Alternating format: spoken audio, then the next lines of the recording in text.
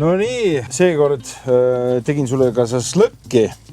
Väga hea. Ja mis selle šašlõkki juures kõige parem on? Max ja Moritsal on esiteks käsitse lõigatud tükid, suured, mõnusad ja need tükid annab täiesti tavalisega grilli peal teha näiteks, kus on rest, et nad ei kuku sealt kuskilt vahet läbi.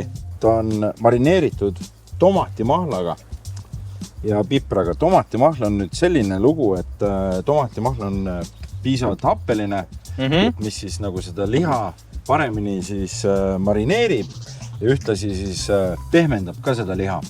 Ma ei tea. Võib nagu proovime ära. Kui sa tahad, pane sibulat endale juurde. Kui tahad, ära pane. Paneme niisama kõigepealt. Proovime kõigepealt niisama, jah? Sina kasutasid, eks ju, peeneid sõnu ka happeline, eks ju.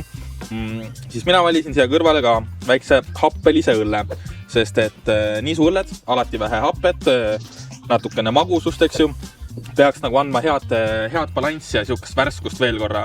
Nii et ma näen, et see peaks siin kõrval olema absoluutselt fantastiis. Elagu!